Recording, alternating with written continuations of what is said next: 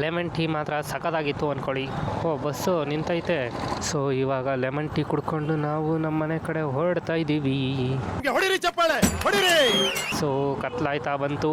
ಈಗ ಹೋಗಿ ಮನೇಲಿ ರೆಸ್ಟ್ ಮಾಡಿ ನಾಳೆ ಬೆಳಗ್ಗೆ ಬೇಗ ಎದ್ದು ಆಫೀಸಿಗೆ ಓಡ್ರ. ನೆಕ್ಸ್ಟ್ ಇನ್ನೊಂದು ವಾರ ಈ ಮದ್ದೂರು ಕಡೆ ತಲೆ ಹಾಕಂಗಿಲ್ಲ. JCB ಸಾವಿಗಾಗಿ ನಾನು ಅಂಜಲಾರೆ, ಜೀವ ಹಿಂದು ವಿರಹವನ್ನು ಸಹಿಸಲಾರೆ. ಸೊ ಇದಾಗಿತ್ತು ಇವತ್ತಿನ ಟೀ ವ್ಲಾಗ್, ಅಲ್ಲ lemon tea vlog. Lemon tea ಮಾತ್ರ ಸಖತ್ತಾಗಿತ್ತು ಅಂದ್ಕೊಳ್ಳಿ. ಜೇನುತುಪ್ಪ ಎಲ್ಲ ಹಾಕಿ ಕೊಟ್ಟಿದ್ರು, ಚೆನ್ನಾಗಿತ್ತು. ಗಂಟ್ಲು ಒಂಥರ ರಿಲೀಫ್ ಅನಿಸ್ತಿದೆ ಇವಾಗ, ಕಿಚ್ಕಿಚ್ಚೆಲ್ಲ ದೂರ ಹೋಯಿತು.